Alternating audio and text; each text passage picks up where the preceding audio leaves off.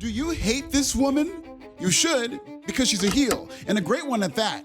But given what she's accomplished, you should actually love it as a fan of professional wrestling and much more importantly, as a fan of Black history. I love tribalism and all the non-violent things that come with her. It celebrates our differences. It leads to goated memes and content. It's the bedrock of sports and entertainment. And wrestling tribalism is no different from a Packers fan dunking on the bitch-ass Bears because we've had back-to-back Hall of Fame quarterbacks since 1992, while the Bears haven't been relevant since 1985. Anyways, what was I saying? Oh yeah, tribalism. Tribalism is great and all, but it often blinds fanatics from appreciating the actual history and accomplishments of wrestlers based on what sets they claim. I ask you, the anti-slavery PWB subscriber, who's the most hated wrestler online? And Ultimo Mone won in a landslide. Then I asked you, the anti-Chicago Bears PWB subscriber, whether or not you hated Mercedes Mone. The comments are still a Royal Rumble with over 500 comments representing the entire spectrum of emotion for Mercedes Mone. Don't hate her, but don't really care anymore, TBH. She's a narcissistic mark for herself. I'd have to take her seriously to hate her. The Beyonce of wrestling. Not enough titles. Let's go for 20. Why not? Today, we're going to talk about how Mercedes became the most hated wrestler on the planet, all while winning belts in every corner of said planet, and who on earth is really to blame for all the 12 belts backlash. Subscribe in Swahili. You're parking in an illegal spot. That's not good. That's not cool. Why do you insist on parking in an illegal spot? Listen, I'm a high school football coach. We want to win. I'm competitive. So it is a competition for me to find parking. Like the EST of WWE, the best version of Black excellence in AEW isn't a man. It's Mercedes Mone. But just like the Hurt Syndicate, motherfuckers in the AEW media think tank think she wins too much and has too many belts. It drives me crazy because the Owen Hart belt isn't a title. It can't be defended. No one else that ever won it walks around with it and claims it's a championship. It's a trophy for winning a tournament. It's not an actual title. Drives me nuts. Shout out to Lance Storm, but really, nigga? The Owen belt isn't real? As opposed to the other belt she was scripted to win in fake matches as part of her creative control? What are we doing here? Of course the heel is gonna count the one-off belt. That's the heat. This is how I know Mercedes Mone is a great heel, because she makes marks out of middle-aged men who should know better. Now that she's got the record, I hope Mercedes invents a belt and counts it as part of her collection. Yes, another one. I need a real nigga championship, and it can only be defended in the Real Nigga Open Challenge. Only against Mercedes-approved real niggas. Watching the self-important dirt sheet media having to cover the Real Nigga Championship would be like an early Kwanzaa gift for me. And in the next segment, we had Mercedes introduce the Real Person Championship, and it's just not fair because it's not even a real belt. You laugh, but the Real Nigga Challenge could tell a deep and nuanced story about Black identity, all while exploring complex cultural conversations that lead to physically and emotionally compelling wrestling matches. But pro wrestling could never pull off telling a story like that, let alone AEW. Mercedes Mone weaponizes her belt collection to compare herself to Ultimo Dragon. Ultimo Dragon is a GOAT among wrestling nerds, myself included. A Black woman comparing herself to Ultimo Dragon is like racial kerosene for them crackers in the Discord chat. It's like Jasmine Crockett saying she's better than Ronald Reagan, which is true, and I ain't gonna hold you, but there is no comparison between Mercedes Mone and Ultimo Dragon. What Ultimo Mone is doing is way more impressive than what Ultimo Dragon did. Ultimo Dragon won the J-Crown Championship after just one match at a random pay-per-view. In other words, he captured 8 belts by winning one match. Ultimo Mone won a whole tournament just to win one of her 12 belts. Then she went around the world to capture the remaining 11 belts one by one like the Infinity Stones or Pokemon Go. Ultimo Dragon is Ultimo Mone's lil nigga. Yet all them crackers keep fantasy booking Mercedes to do 12 jobs. What's the end game here? She set the record, so I don't know what. So now she already set the record. Like we're past the record now. So what's the end game? The end game is losing them back. Oh yeah. I don't anticipate her going and losing to 10 different independent wrestlers. I just don't see that happening. It may.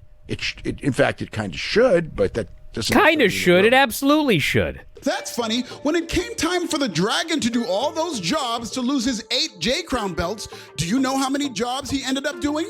1. Ultimo Dragon only had to lose one time to Jushin Thunder Liger. As a result, Jushin Liger won 8 belts with the snap of a finger. For all that talk of how prestigious the J-Crown was, 5 different wrestlers won the J-Crown Championship in the span of 1 year. That means there were 5 different guys in 1 year who did the 8 belts gimmick, and Ultimo Dragon wasn't even the first. There was 8 belts Sasuke, Ultimo 8 belts Jushin, 8 belts Samurai, and 8 belts Otani. No, not that Otani, this Otani. Can you imagine if 5 different women in AEW did a belt collector gimmick in the same year? No, because what Ultimo Mone is doing in AEW hasn't been done before or since, which makes it 12 times more impressive than Ultimo 8 belts. Fun fact, the super prestigious J-Crown only lasted for 1 year, because when WWE found out that their light heavyweight title was part of that group chat, they threatened legal action and the J-Crown was shut down and deactivated immediately. So prestigious. The Owen belt is more prestigious than the J-Crown. The Owen belt has been running for 3 years and counting and has produced multiple world champions. The J-Crown is the Owen Cup's little North American. We'll be right back. So if one of your high schoolers kept parking in an illegal spot at the high school and it came to your attention, what would you tell that young man? I would tell that young man that what you did is wrong in terms of parking at that illegal spot. Now, if somebody ran into his car and hit a parked car, I'd say, let's sue her for $683.97. You knew where that was going.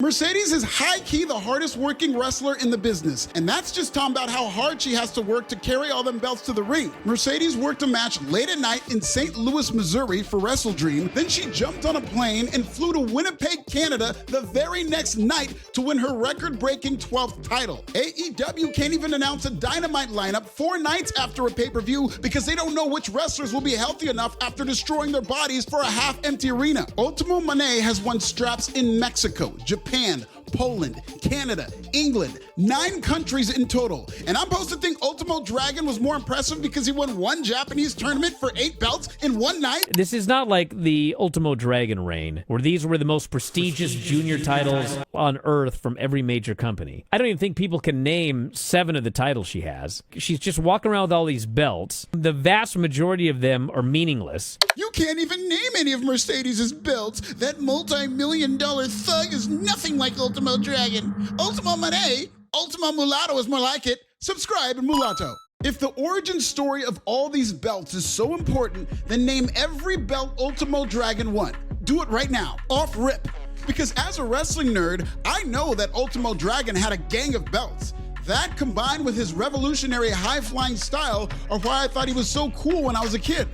What specific belts did he win and where? Who gives a fucking shit? That only mattered to edgelords who think math draws money. There's more white people who can tell you the 7 days of Kwanzaa than there are people who can tell you the 8 belts of J-Crown. But if it's so important which belts Ultimo Dragon won and where, then I need you to tell me right now. Shut the up.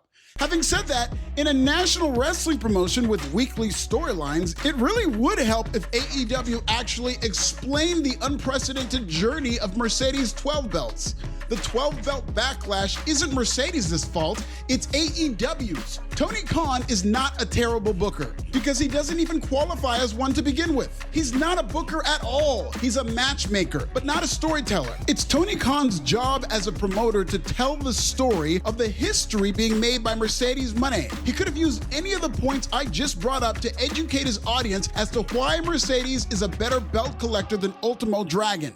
Instead, he trots her out to win mostly untelevised championship matches without any video packages, documentaries, or explanations. What do each of these titles mean? Why should you care? The least AEW could do is talk about the historical significance of a black woman embarking on world domination in the historically bigoted and sexist industry of pro wrestling. Mercedes Mone is making real history. Eventually, pro wrestling will look upon her moment fondly, but unfortunately, AEW hasn't been able to truly capitalize on the storytelling aspect. They can't really tell you exactly what she is doing, and when they try, it's mired in hacky pie face and puppetry. What made Avengers Infinity War so great is they told a story about each Infinity Stone that Thanos needed. They told you what those stones were, why he needed them, and what he needed to do to collect that particular stone. At one point, spoiler alert, Thanos murked his whole daughter to get his hands on that soul stone because it required him to kill somebody he loved to get it. He said, I love you and everything, but but you're not about to stop that soulstone bag. R.I.P., sweetie. That's like stealing money from your mama's purse to buy crack, but it underscored the importance of each stone and raised the stake of having them. AEW needs to do a better job setting up stakes for every belt of Ultimo Mone,